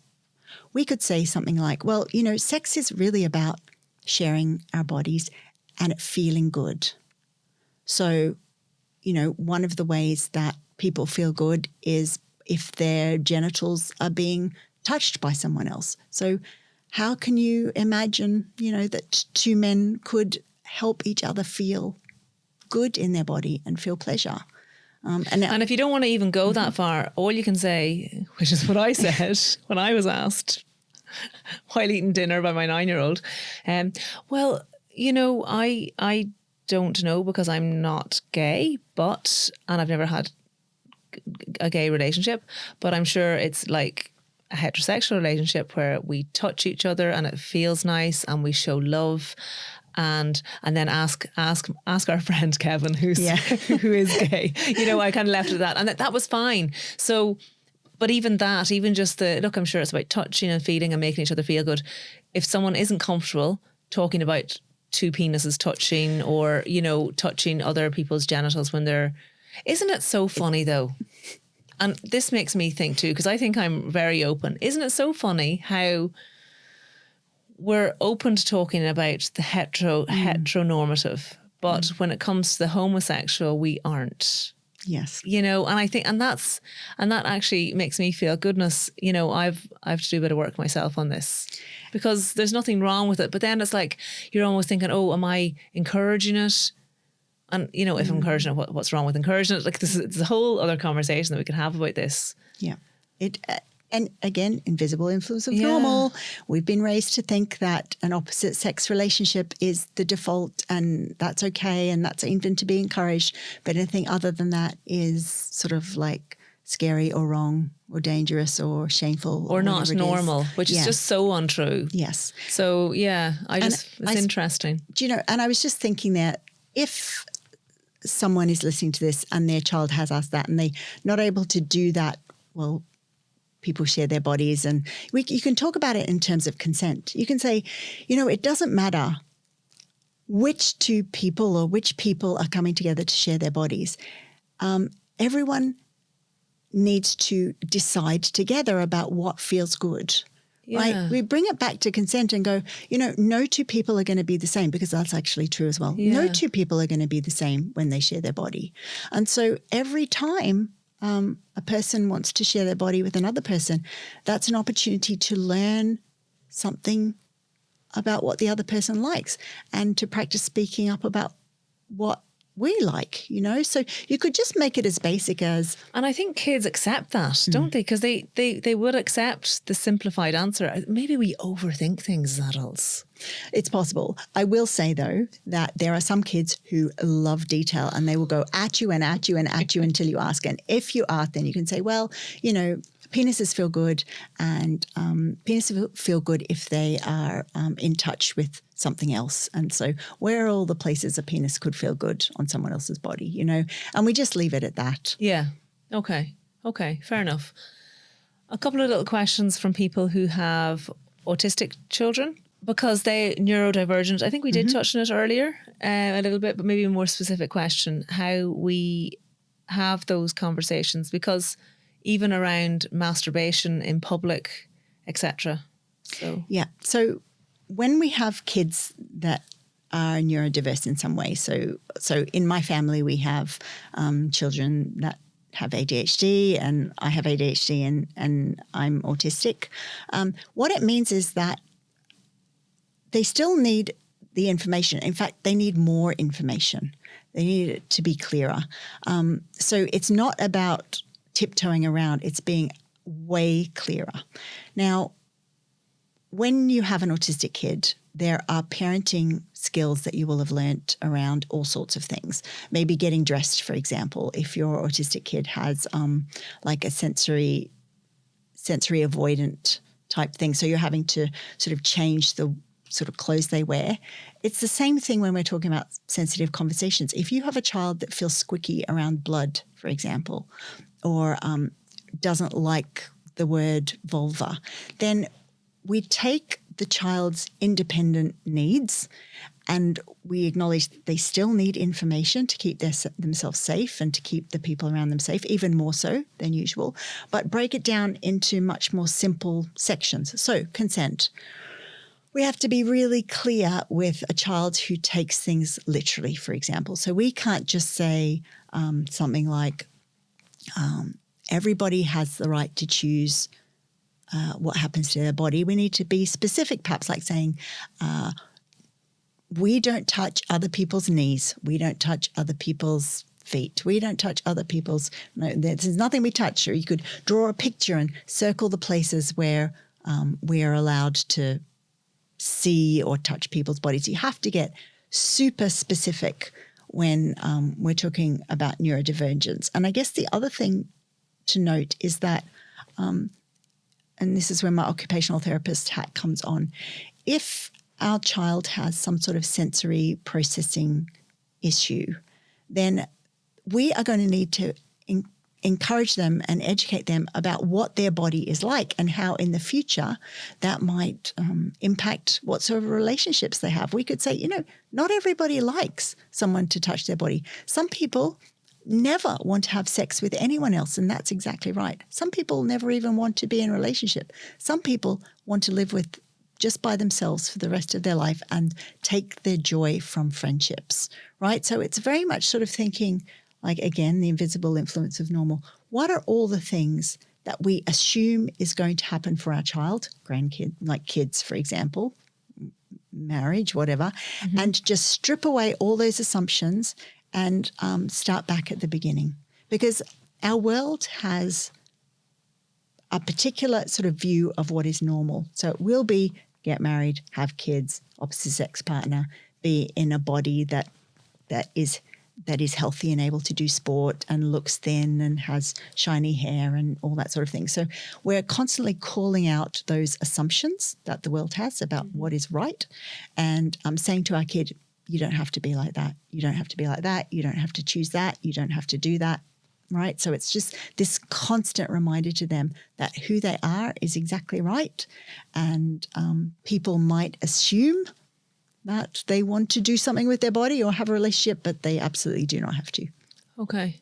How do we deal with a partner who has different views to ourselves on how open we should be with our children, be it from the way they were brought up themselves or just the fact that they are happy for the other person in the relationship to do all the sex talk as such? How do we go about that? This is about consent and diversity again. Everything is about consent and diversity.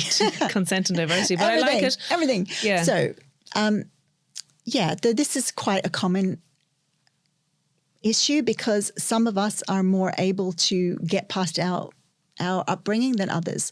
So how would it look like to be respectful to the children in our family as well as the person that has different views? So the children still need information.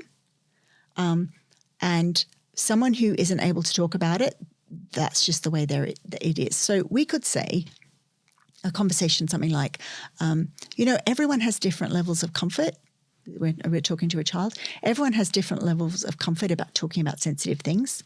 And I'm learning to be more comfortable with it, but whoever the other parent is, is not comfortable, and that's okay. Like we're all different. Like we all have a different ability to do maths or play sport, and people have different abilities to speak up about sensitive things or not.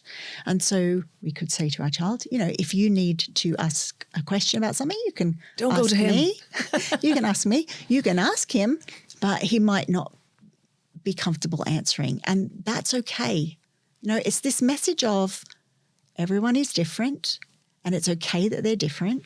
And if you have a question, then you seek out the person who has more skills, and because remember, if we are trying to make everyone the same, then that's non-consensual. And that goes back to peer pressure that everyone is meant to be doing the same thing in teenagedom. So it's like once we realize that a dynamic like consent plays out not only in a parenting relationship where someone can't talk and someone can talk, but also in teenage life, then it becomes much more simple, and we can realize that every opportunity of difference is a chance to send the message that diversity is welcome in our home. Okay. And finally, because I think we could go on forever, we may get you on again just to finish up, but masturbation and normalizing masturbation, and I suppose because we did speak about the younger child self-soothing, but as children get older, we all know that we associate boys with masturbation but not girls, isn't that right? Although girls can and do masturbate, it's not spoken about, just in the same way that vulvas aren't spoken about an awful lot. So how can we have those normal conversations to make our children feel not embarrassed, because they'll recoil, but just to let them know that and that it's okay, I suppose? Or do we even need to have the conversation? Will they just do it anyway? So a conversation that we do need to have is that each person has a body, and it's their own body, and their job or their opportunity is to learn about their body, right? So the language I'm using there is for a conversation you might have with a 7 or 8 year old, right? So quite young. And so if we start that conversation about we learn about our body and what feels nice and what doesn't feel nice, then that naturally segues into using the word masturbation. So we'll have multiple conversations about our body feels nice. What does your body feel like doing today? Are you going to play outside, or are you in the mood to read a book? And then as the child gets older, we can introduce the word masturbation and say, how we're focused on making sure that we know what our body likes to do when we're playing games or whatever with our friends. Well, there's a word for learning what our body likes related to our genitals, and it's called masturbation. Have you heard that word before? That might be a conversation you'd have with a 9 or 10 year old. You are introducing the word, because again, remember that if we don't introduce it, then they're going to hear it in the playground. And you can say things like, when older people touch their genitals, they can do it for lots of different reasons. They can do it to help them sleep. They can do it to relax. They can do it because they are learning what their body likes, what feels nice. There are all different sorts of reasons for doing that, and it's a good thing to learn. Not everyone likes to do it. Some people like to do it more than others, so we're getting that diversity piece in again. Okay. But you mentioned before about the difference in sort of acceptance related to masturbation. Mm-hmm. And it's a great point, because our girls or our kids that have a vulva, they may not actually have it modeled to them that it's their part of their growing up to learn what feels nice. Because again, there's that, like you said, that genital shame around a vulva. And when we don't actively push back against that social message that vulvas, like you don't touch them, or we don't talk about the clitoris, for example, when we don't actively push back, then we're leaving our girls with the default message from the culture about their vulva. And what we want to do is say, did you know that a part of your vulva is called the clitoris, and its job is to feel nice? Yeah. And it's important to learn about your clitoris and really explicitly say it, because let's just call spade a spade. I don't know about you, but my vulva, it's sort of, I don't get to see it very often unless I make an effort to see it. Yeah. Whereas someone with a penis on their body, it's right out there in the front of their body. It's just, it's there. Yeah. It's obvious. And so it's sort of our responsibility to just remind our young person that that part of their body needs to be learnt about. And there's a book called Vaginas and Periods 101, and it's a pop-up book for small kids. So from the ages of like 3 or 4. Now it's a pop-up book, so it's cardboard, so you wouldn't give it to your toddler. But when you open it up, it has a pop-up vulva there, and it has a clitoris and various different things. And on one page of this book, it has a little mirror. So it'll have like, I think it's about 9 different pictures of different sorts of vulvas with different sort of labial anatomy, and it's in different colors. And then it has this circle mirror where it says, what does your vulva look like, right? And so it's already guiding our young person to sort of think about their genitals and understand that genitals come in all different shapes and sizes and colors. And that is so important because our culture does the opposite. Yeah. Like only particular sorts of genitals are shown in sexualized content most of the time in mainstream sexual content, you know. So we have to, even though it's probably making everyone cringe, it's what we actively do to ensure that that sort of sense of genital stigma and shame is as much as possible reduced. But isn't it teaching our girls as well then that they can know what to ask for when they're in a relationship, and it brings it all back to consent? It brings it all back to consent. And one of the, I mean, we haven't really talked about consent in its like constituent parts. Consent has about, I think there are about 12 or 15 different micro skills that go into consensual, learning to be consensual. I was doing a training on it for a secondary school the other day, and one of the top skills is learning about what we actually want to ask for. What is our need? What is our want?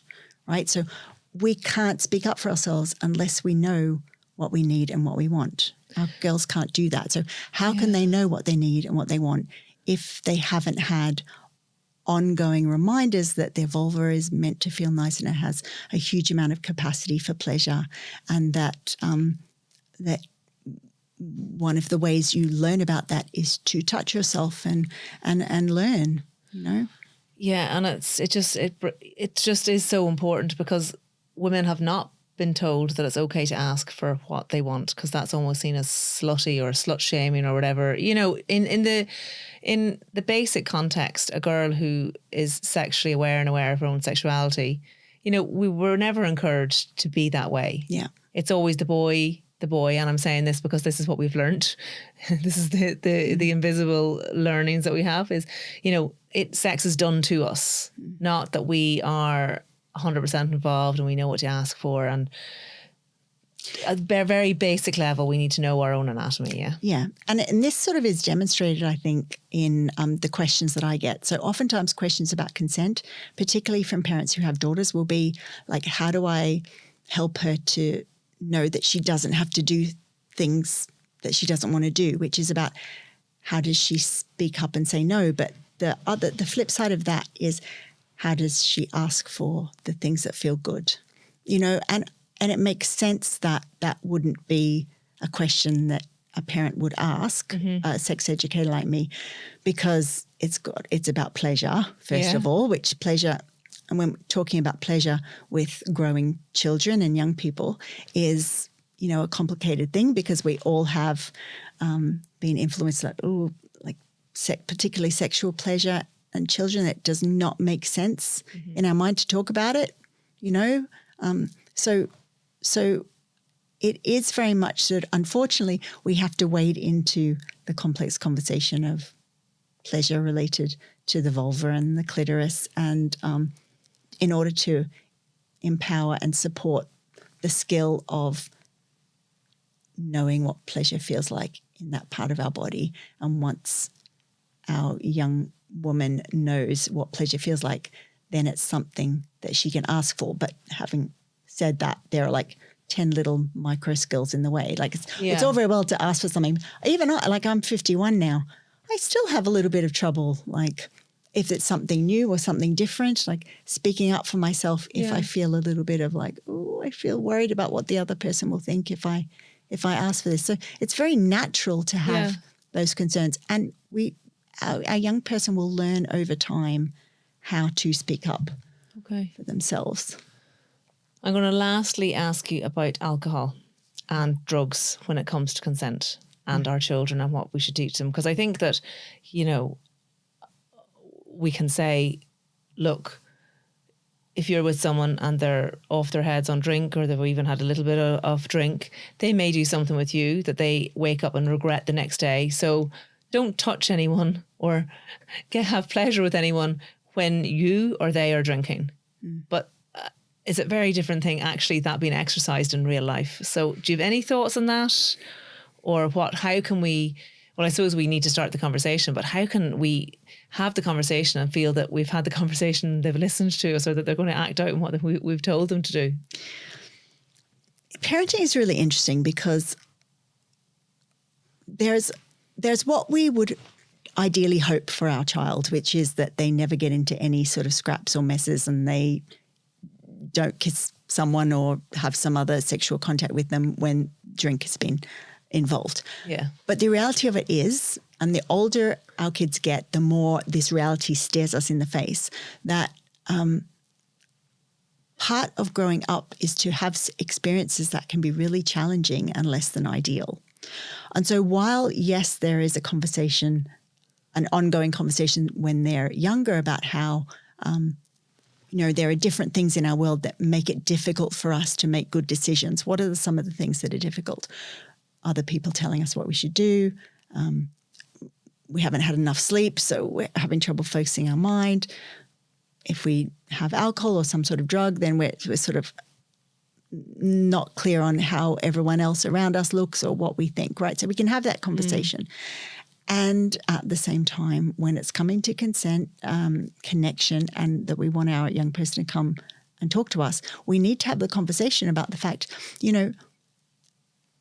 in real life, when you're at parties, you may come into a situation where you want to kiss someone and you've been drinking and they've been drinking. And I use the word kiss because it's just a simple example. And if it's true, we can say, and you know what? I did that too. And sometimes we learn by making mistakes. I know, me too. If I could put up all my, and see, this is the thing. We want for our child the most easy experience of being alive. Yeah.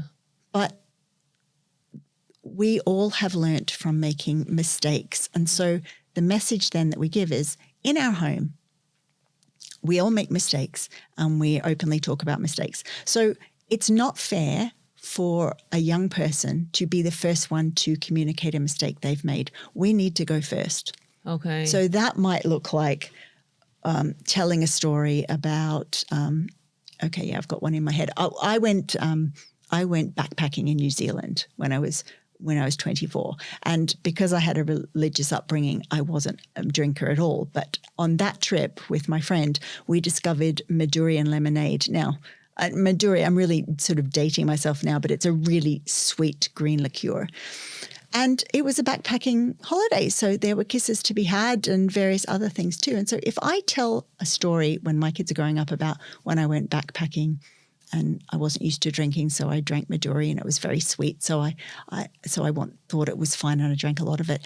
And then, I took off my T-shirt with the boy on the bus and I was really embarrassed the next day, and I had to go on the bus in the same bus as him for the next 3 days, and I was really embarrassed. And conversations like that where it's not something that we feel pain about. We've done our healing related to it. So it's not an open, gaping wound of a story, but it's like a scar that we have from our past where we're saying, I know that things happen in life and drink is taken, to use the Irishism, and then we feel attracted to someone and we go off and do something. I know that happens, and it will probably happen to you too. Okay. And it happened to me, and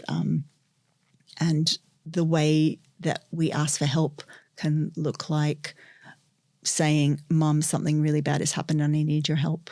Okay, so it's about letting them know that they can come to you when there is. And even giving them a little script. Like, it could be something like, send me a text that says something bad has happened, and I will send a text back. Or you can have an arrangement. I will send a text back saying, I love you and I'm here for you. And then when it feels possible, you can ask me for help or whatever it is. And as an adult, how can we honour our kids' bravery when they've come to us about something that is shameful and upsetting? How can we honour that and go, I am so impressed by you that you said that you're willing to talk about this. We're not impressed with the behaviour, but I am so impressed with you that you are being open with something that is embarrassing or that where you've made a mistake. Because, we've all done it, and we know how painful it can be. Yeah. Okay. It's hard. It is. Sarah, I was going to ask you the two questions that I ask all podcast guests now, unless there's something else that you feel that you really want to share with some people for them to know. I think we've covered all bases, all of the important ones that come in. There was many more that we probably didn't get to. So I suppose one thing I would say is there was a lot of detail in this podcast, and there will probably be someone, and I'm talking straight to this person, who is sitting there feeling afraid and like there is no hope. They don't know how they're going to get to the point of talking about these things with their kids. And just as a reminder that it's not your fault that this is difficult, that it's just the journey that you've been on as a human in the world, in a culture that doesn't prioritize talking about sensitive things.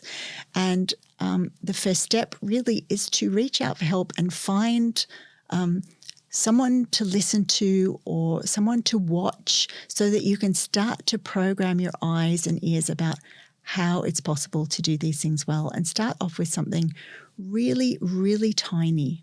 It could be as small as waking up in the morning and when you're brushing your teeth saying to yourself, vulva, vulva, vulva, in the mirror while the toothpaste is there so you can't actually hear the sound. What is the easiest possible beginning point to ease yourself into this? Because if you're sitting there and you're imagining your kid drinking and having sex with someone non-consensually and watching porn, you're going to be completely like disempowered, and you're going to sit there and you're going to be frozen. Yeah. And that's not helpful to anyone. And so while what we've been talking about is interesting, it may be that it's too much and we need to start back at the very beginning. So what is the tiniest possible little conversation or one minute change that we could make as the easiest step in our parenting? That's what I would say, because I wouldn't want people to feel like, there's no hope, because there is so much hope. Oh, yeah, absolutely. So much hope. It's like saying, it's too late to start exercising. You can start exercising when you're 85. Yes, okay, great. Exactly. So, Sarah, what piece of advice would you give young people today? I was thinking about this, and I was remembering what it felt like for me as a young person to be given advice by an adult. It was not particularly useful. So rather than give advice to a young person, I think the power comes from being able to listen to their experience and show them that I've heard them. So I think what I would do is, for a young person, I would say, I could ask a question like, what is the most complicated thing going on in your life right now? Or what is the most interesting thing going on? Or what is the thing that is bringing you the most joy? And when they tell me even a small thing, to respond with empathy and say, oh, wow, that sounds really interesting. Or, wow, you worked hard at that. Or, I love hearing you talk about that. You've got a lot of passion for it. Just say nothing at all. Simply reflect back the thing that they have told me about themselves. And that is where the power comes and connection is built.